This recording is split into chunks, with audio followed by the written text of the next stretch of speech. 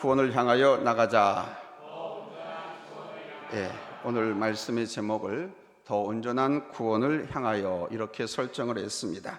Let's move toward more complete salvation. Let's move toward more complete salvation.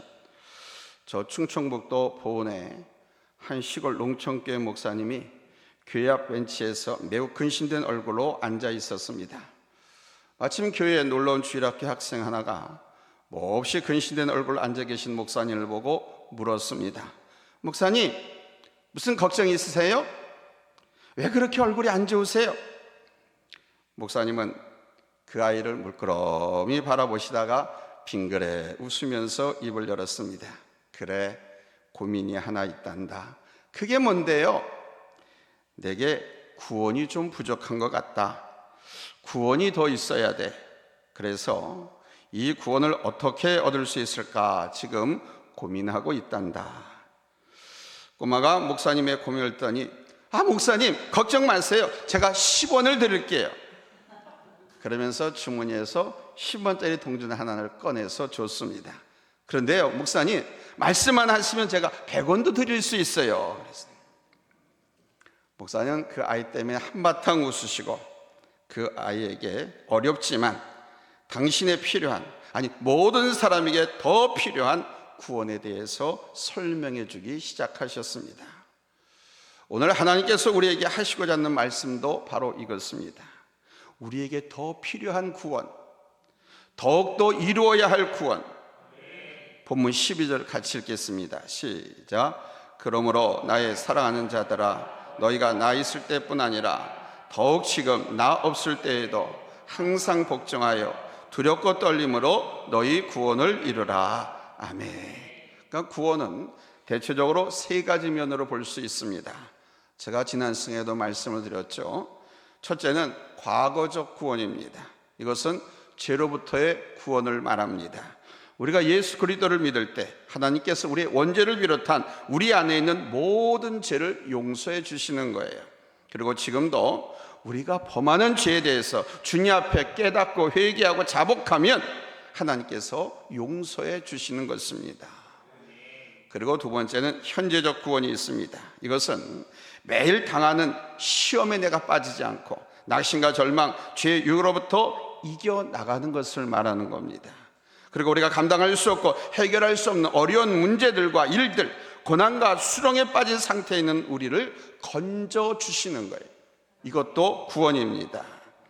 시편 40편 1절로 3절에서 말씀합니다. 우리 같이 읽겠습니다. 찾았으면 아멘 합니다. 합독합니다. 시작. 내가 여호와를 기다리고 기다렸더니 귀를 기울이사 나의 부르짖음을 들으셨도다. 나를 기가 막힐 웅덩이와 수렁에서 끌어올리시고 내 발을 반석에 두사 내 걸음을 견고하게 하셨도다. 새 노래 곧 우리 하나님께 올릴 찬송을 내 입에 두셨으니 많은 사람이 보고 두려워하여 여호와를 의지하리로다. 아멘. 이 현재적 구원은 반복적입니다. 매일같이 우리의 삶 가운데서 하나님의 은혜로 되어지는 구원의 삶 그 자체를 말하는 것입니다. 세 번째는 미래적인 구원이 있습니다. 이 미래적 구원은 우리가 점점 이뤄가야 할 구원입니다. 다시 표현하면 구원의 효력을 발휘하는 것입니다. 구원받은 자로서의 은혜, 구원받은 자로서의 감사, 구원받은 자로서의 기쁨을 통해서 더 변화되고 더 성숙된 삶을 살아가는 것입니다. 신학적인 용어로 이것을 성화되어 간다 이렇게 말을 합니다. 그리고 이 구원의 최종적인 정착지는 천국입니다. 하나님 나라에 들어가는 거예요. 때문에 이 미래적 구원은 점진적으로 우리가 완성해야 할 구원인 것입니다. 오늘 하나님께서 말씀하신 것이 바로 이것이고요, 앞에서 말씀드린 목사님의 고민 또한 바로 이것입니다. 이 미래적인 구원을 위해서 우리의 현재적인 구원과 함께 점점 더 이루어 가야 하는 것입니다. 본문 12절 말씀을 다시 보겠습니다. 12절 말씀 찾았으면 아멘 합니다. 합독합니다. 시작.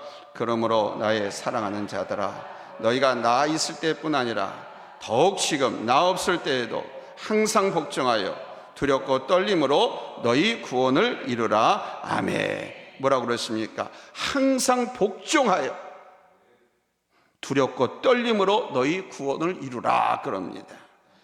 여기 너희 구원을 이루라고 하는 말씀은 바로 이 구원의 차원을 말하는 것입니다. 이 구원을 이룬다라는 이 말씀에서 이룬다라고 하는 이 단어는 원어로 카제르 카제스타이라고 합니다. 카제르 카제스타이. 무슨 말이냐?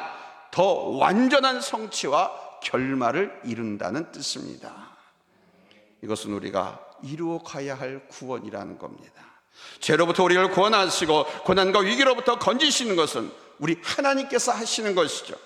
그러나 오늘 말씀해 주신 이 구원은 우리가 해야 할 부분이라는 겁니다. 왜 이 구원을 우리가 이루어 가야 될까요? 그것은 바로 우리 하나님 나라의 사람, 하나님 나라의 백성으로 준비가 되어야 하기 때문인 것입니다. 우리는 이것을 이스라엘의 출애굽을 통해서 명확히 볼 수 있습니다.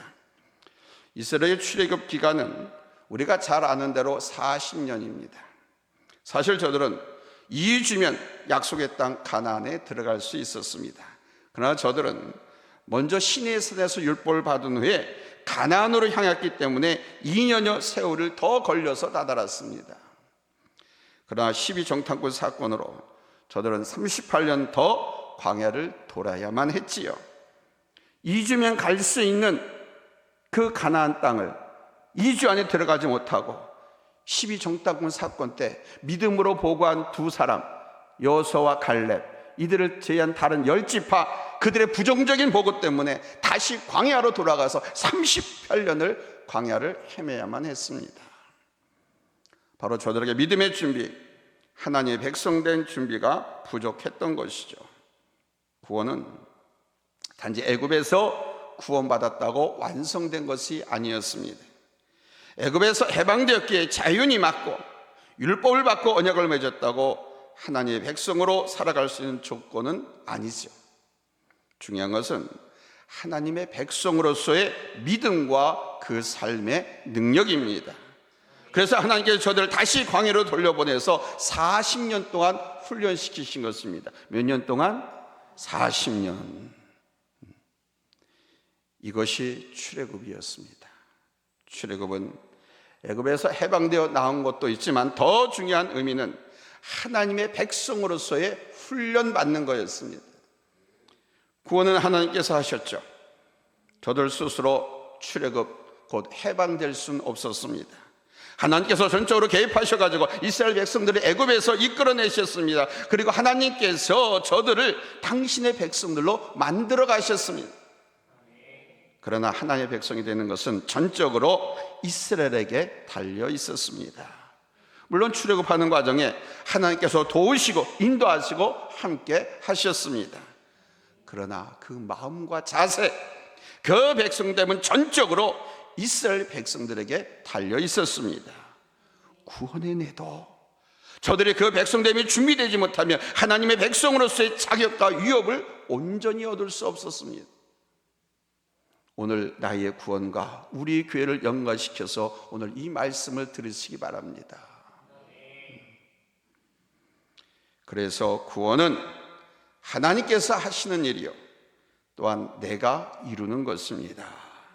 그것을 위해서 40년 광야 생활을 통해 훈련시켰습니다. 그리고 마침내 가나안 땅에 들어가게 하셨지요. 이것은 오늘 우리에게도 그대로 적용이 됩니다. 여러분은 얼마나 걸리겠습니까? 이스라엘의 출애굽은 우리에게도 있었습니다. 바로 죄로부터 출애굽한 것이 그것입니다. 죄와 사망으로부터의 노예인 우리가 예수 그리스도를 통해서 하나님의 은혜로 구원을 받았지 않습니까? 전적인 하나님의 은혜고 하나님의 선물이었죠. 그러나 여러분, 그 다음은 나의 몫입니다. 내가 어떻게 준비하느냐 하는 것입니다. 우리가 처음 예수 이름을 고백하고 믿기 시작해서 구원받은 그때 우리의 모습이 과연 하나님 나라의 시민으로서의 모습을 가지고 있었느냐 이거예요. 여러분 스스로를 한번 보십시오. 정말 내가 예수 믿는 순간 나는 완전히 준비된 사람이었는가 하는 거예요. 우리가 구원받기 전의 모습을 한번 생각해 보십시오. 생각해 보면 너무 부끄럽지요. 우리의 인격과 모습, 우리의 삶 모든 영역에서 그러한 존재였기에 여러분, 우리는 이제 점점 더 변화되어 가야 할 줄로 믿습니다. 이것이 우리가 더 이루어야 할 구원이고 우리는 이 구원을 향해서 가야 하는 것입니다. 오늘에 만족하지 않고 계속적으로 더 온전한 구원의 삶을 위해서 가야 할 줄로 믿습니다. 그러기 위해서는 첫 번째로 믿음의 성숙이 있어야 합니다. 다른 사람의 믿음의 성숙이 아니라 나의 믿음의 성숙이 있어야 합니다. 목사님, 장로님, 구역장님이 아닙니다. 내 믿음의 성숙이 있어야 됩니다. 오늘 본문 12절 다시 한 번 더 읽겠습니다. 찾았으면 아멘 합니다. 합독합니다. 시작. 그러므로 나의 사랑하는 자들아, 너희가 나 있을 때뿐 아니라 더욱 지금 나 없을 때에도 항상 복종하여 두렵고 떨림으로 너희 구원을 이루라. 아멘. 우리가 처음 예수 믿었을 때의 믿음은 초보적인 믿음입니다. 이때 믿음의 상태를 성경은 어린 아이로 표현하고 있지요. 더 직설로 얘기할까요? 갓난 아기로 표현하고 있습니다. 어른으로서 자존심이 상하는 말이지만 믿음에 있어서는 어쩔 수 없습니다. 아무리 어른이라고 할지라도 영적으로는 갓난 아이일 수밖에 없습니다. 이 영적인 어린아이로서 우리가 하나님에 대해서 온전히 알 수 없고 하나님 나라를 볼 수 없을 뿐만 아니라 하나님의 일을 할 수도 없었습니다. 디모데전서 3장 6절 말씀에 보면 바로 교회 감독, 교회 장로로서의 자질에 대해서 말씀을 하고 있는데 그 가운데 교회 감독, 장로, 지도자의 자격을 뭐라고 했냐? 새로 입교한 자도 말라 이렇게 말했습니다. 왜 새로 입교한 자를 하지 말라고 했을까요? 믿음의 문제이기 때문입니다. 믿음의 성숙과 믿음의 깊이가 없기 때문에 하나님의 시각으로 성경적인 가치관으로 볼 수 없기 때문이죠. 우리가 하나님의 말씀을 알고 하나님의 일을 보고 하나님의 역사를 깨닫기 위해서는 여러분 믿음의 진보, 믿음의 성숙이 있어야 할 줄로 믿습니다. 아멘. 우리는 믿는 만큼 보고 사랑하는 만큼 알게 됩니다. 그 이상도 그 이하도 아닙니다.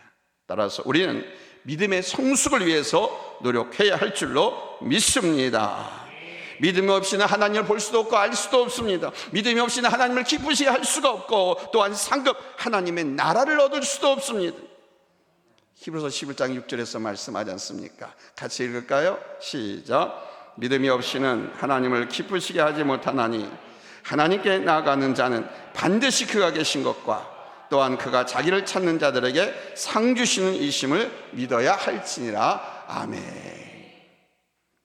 두 번째는 인격의 성숙이 있어야 됩니다. 내 인격의 성숙. 본문 14절입니다. 같이 읽습니다. 시작. 모든 일을 원망과 시비가 없이 하라. 아멘. 이게 인격의 표출이에요. 내 인격의 표출이에요. 내 신앙 인격의 표출이에요. 내 믿음 인격의 표출이에요. 모든 일을 원망과 시비가 없이 하라. 이 말을 반대로 하면요, 이런 겁니다. 모든 일을 사랑으로 하라. 그리고 그 사랑 안에서 평안을 이루라는 것입니다. 이것이 신앙 성품이고 신앙 인격입니다. 이 성품을 수여하시길 예수님의 이름으로 축복합니다. 사랑과 평안은 성령의 열매 가운데 대표적인 열매지요. 성령의 열매, 그 인격의 성품의 열매는 우리가 점점 더 맺어가면서 성숙해야 할 열매가 맞습니다. 우리가 마지막까지 준비할 것이 바로 이것입니다. 하나님의 성품으로 열매 맺고 자라나는 것은 하나님 나라에서 갖고 살아가야 할 중요한 요소이기 때문입니다. 다른 것은 다 버려두고 갑니다. 여러분이 부지런히 쫓아다니면서 열심히 일하는 직장, 모은, 재산, 부동산, 명예 다 두고 갑니다. 그러나 우리의 예배, 예수님의 성품으로 교제하는 삶은 우리가 천국까지 가지고 가는 거예요. 이것을 어디서 훈련하고 어디서 열매를 맺습니까? 바로 교회에서인 겁니다. 그래서 천국 들어가기 전에 세상의 모든 택한 자를 하나님께서 교회로 이렇게 콜링하고 이렇게 모아놓으신 거예요. 여기서 훈련받고 그 성품, 그 인격을 갖추어야 저 천국에 들어가서 행복하게 편안하게 천국 생활을 할 수 있으니까. 특별히 여러분, 사랑의 열매를 맺도록 노력하십시오. 이 사랑의 열매가 성숙될 때 겸손할 수 있고 순종할 수 있습니다. 그리고 평화를 누릴 수가 있습니다. 여러분, 평화를 만드는 사람이 되시기 바랍니다. 이 땅에서 진정으로 평화를 누릴 줄 아는 사람, 화평케 하는 사람이 하나님의 자녀요, 하나님의 사람이 맞습니다. 그래서 말씀하십니다. 마태복음 5장 9절에서 화평케 하는 자는 복이 있나니 그들이 하나님의 아들이라 일컬음을 받을 것이라. 우리 하나님은 화평의 하나님이십니다. 맞습니까? 믿습니까? 때문에 화평을 깨트리는 사람은 하나님 나라를 얻을 수도 들어갈 수도 없습니다. 특별히 평화를 깨트리는 사람은 하나님 나라의 사람이 될 수가 없습니다. 그는 양이 아니라 염소 노릇을 하는 사람이죠. 염소는 항상 이기적이고 싸우고 자기밖에 모르고 회방하는 것을 좋아합니다. 그래서 목자들은 양무리 틈에다가 염소를 한 마리씩 끼워 놓습니다. 양들은 워낙 모이기를 좋아하고요, 뭉치기를 잘합니다. 그래서 잘못하면 자기들끼리 뭉치다 깔려 죽는 일들이 많습니다. 그래서 그들 한 10마리, 20마리 가운데다가 염소를 한 마리씩 집어넣는 거예요. 이 염소는 남치 받고 때리고 막 이쁘게 사랑스럽게 같이 모여서 너 먹어 서로 이렇게 나눠주면서 그렇게 먹는 그 꼴을 못 봐. 이 염소는 가서 들이받고 막 흩어놓는 거예요. 그러니까 들이받고 흩어놓으니까 도망 다니려고 하다 보니까 소화가 되고 운동이 되고, 양을 위해서 염소를 양들 틈에 한 마리씩 집어넣었습니다. 그래서 여러분, 이 땅의 교회 안에서도 염소 같은 사람이 있는 거예요. 그러나 여러분이 염소는 되지 마시기 바랍니다. 왜냐? 염소는 우리 주님께 저주를 받아서 지옥으로 떨어지거든요. 교회에 나와 있는 성도들을 가리켜서 염소와 양으로 분류를 하고 있습니다. 양은요, 목자의 소리를 잘 듣습니다. 심지어는 복종까지 합니다. 그래서 잘 모입니다. 기도하자면 기도하러 모이고, 전도하자면 전도하러 모이고, 우리 봉사하자면 봉사하러 모이고요, 예배하자면 예배하러 모이고, 이렇게 잘 모입니다. 그리고 똘똘 뭉쳐 있습니다. 근데 염소란 놈은 안 그래요. 그렇게 아주 생목스럽게 다정하게 사랑스럽게 모여서 그렇게 지내 꼴을 못 봐. 그래가지고 달려가가지고 그 염소 뿔 가지고 막 들이받고 막 그 분위기를 깨트려 버리고 다른 양들에게 피해를 줘. 그러니까 이 양들은 그 염소 뿔에 받쳐서 다치지 않으려고 막 도망다니고 막 그래. 여러분, 이게 교회 안에서 일어났다고 한번 보십시오. 염소가 무슨 역할을 하는 겁니까? 사탄의 역할을 하는 거 아닙니까? 마귀의 역할을 하는 거 아닙니까? 교회를 분쟁스럽게 만들고, 교회를 혼란스럽게 만들고, 시끄럽게 만들고, 교회를 싸움터로 만드는 거 아닙니까? 그래서 다 좋아해도, 염소 고기는 좋아해도 염소 같은 사람은 되지 마십시오. 마태복음 25장 41절에 볼까요? 주님께서 뭐라고 말씀하는가? 그 염소 같은 사람, 염소에게 같이 읽겠습니다. 시작. 또 왼편에 있는 자들에게 이르시되 저주를 받은 자들아, 나를 떠나 마귀와 그 사자들을 위하여 예비된 영영한 불에 들어가라. 아멘. 그래서 여러분, 우리 성도는 화평케 하는 자가 되어야 할 줄로 믿습니다. 아멘. 이스라엘 백성들이 광야를 걸으면서 여러분, 우리 하나님을 얼마나 원망하고 불평했습니까? 그 좋으신 우리 하나님 아버지, 40년 동안 출애굽할 때 처음 신고 나온 신발, 옷, 40년 그 떼약볕 광야길을 걸었는데 해지도 않았어요. 신발이 닳아서 갈아 신지도 않았어요. 만나를 통해서 40년 동안 먹여 주셨어요. 목이 마르다고 쓰러지고 죽어 나빠지면서 하나님 앞에 좀 물을 달라고 하니까 반석여도 물을 내셔가지고, 고기 먹고 싶다니까 메추라기를 죄다 그냥 이스라엘 백성들 진중에다 다 갖다 놔가지고 그거 다 잡아먹게, 입에서 비린내가 나, 닭 비린내가 나도록. 근데 그런 하나님을 원망하고 불평했습니다. 이스라엘 백성들은 출애굽하는 과정에서 10가지의 재앙과 홍해를 기적같이 건넌 일 등의 하나님의 역사를 보았는데 말입니다. 그럼에도 불구하고 물이 없어 원망하고 불평하고, 만나를 주셨음에도 불구하고 기름 섞은 과자 맛 같다고 하면서 느끼해서 못 먹겠으니까 노예 생활하면서 가마솥에서 얻어먹던 고기 한 점, 참외, 부추 등 애굽에서의 생활을 그리워했습니다. 왜 그랬을까요? 저들이 미련해서 그랬을까요? 저들이 하나님을 몰라서 그랬습니까? 아닙니다. 그들은 하나님께 사랑을 받아서 출애굽을 당한 자유함을 입은 하나님의 백성들이었습니다. 그런데 왜 그랬을까요? 이거는 믿음의 문제고 사랑의 문제였던 겁니다. 저들 안에 믿음이 자라지 못하고 사랑이 자라지 못한 까닭입니다. 이것이 분명하면 흔들리지 않습니다. 이것이 분명한 평안을 잃지 않습니다. 여러분, 하나님을 사랑하시기 바랍니다. 하나님의 약속을 사랑하시기 바랍니다. 그 약속에서 여러분의 믿음을 키우시기 바랍니다. 점점 더 크게 키우시기 바랍니다. 반드시 하나님은 약속하신 것을 이루십니다. 세 번째는 삶의 성숙을 이루셔야 됩니다. 오늘 보면 15절 말씀인데요, 우리 한번 다 같이 읽겠습니다. 시작. 이는 너희가 흠이 없고 순전하여 어그러지고 거스른 세대 가운데서 하나님의 흠없는 자녀로 세상에서 그들 가운데 빛들로 나타내며 아멘. 우리가 흠이 없고 순전한 삶을 통해서 세상에서 빛과 수금의 역할을 하는 것, 즉 말씀의 성육신화, 즉 하나의 말씀을 아멘하고 받았는데 그 말씀대로 삶 속에서 살아내는 것, 이게 말씀의 성육신화입니다. 말씀이 사람을 몰고 이 땅에 오신 분이 예수 그리스도 아닙니까? 그것을 하나님께 받은 그 말씀을 내 삶에서 녹아지도록 내가 살아내는 것, 이것이 말씀의 성육신.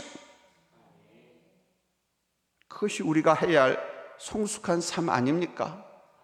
말씀을 삶 속에서 녹아지게 하고 말씀을 삶 속에서 나타내는 것. 아멘. 이게 그리스도인으로서 본이 되는 겁니다. 먼저 믿은 사람으로서 본이 되는 겁니다. 그런데 복음은 바로 삶에서 완성되는 것이거든요. 예수님의 말씀의 완성은 그분의 삶에 있었지요.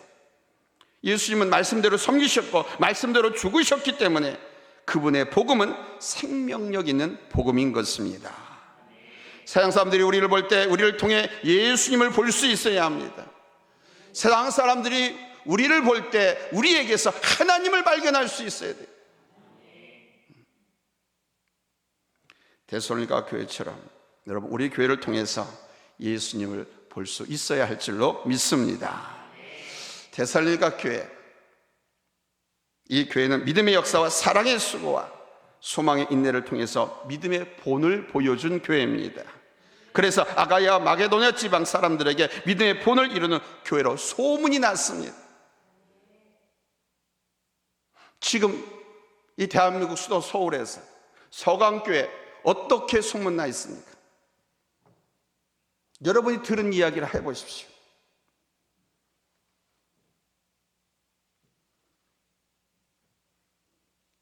소문이 나야 됩니다. 뭘로 소문나야 되겠습니까?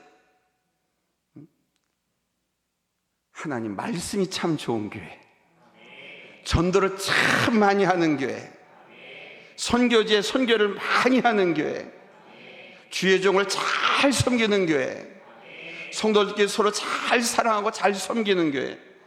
아멘. 뭐 이런 거로 소문나야 되지 않겠어요? 세계에서 가장 말씀을 잘 증거한 명품 설교하는 이용수 목사가 있는 교회, 뭐 이런 거 소문나야 되지 않겠어요? 아멘. 이런 좋은 일로 소문이 나면 전도는 절로 되는 거예요. 우리가 살짝 가자 하기만 해도 오는 거예요. 왜 나 안 불러? 기다리는 거예요. 데살로니가 교회가 그랬습니다. 믿음을 갖고 시련과 환난과 핍박이 와도 두려워하지 않고 모이기에 힘썼고 기도하기에 힘썼고 전도하기에 힘을 썼습니다. 어려운 성도들을 서로서로 돌아보면서 세워주고 끌어주고 당겨주고 안아주고, 그 사랑의 수고가, 그 섬기는 그 사랑이 얼마나 넘쳤는지 몰라요. 그게 그 마을, 그 동네를 넘어서서 아가야와 마게도냐 지방에까지 소문이 났다. 아멘. 그냥 우리 대한민국 땅에도 이런 모로모로 소문난 교회들 몇 개 있잖아요. 아멘. 여러분, 남의 교회 부러워하지 말고 우리 교회를 그렇게 만듭시다. 아멘.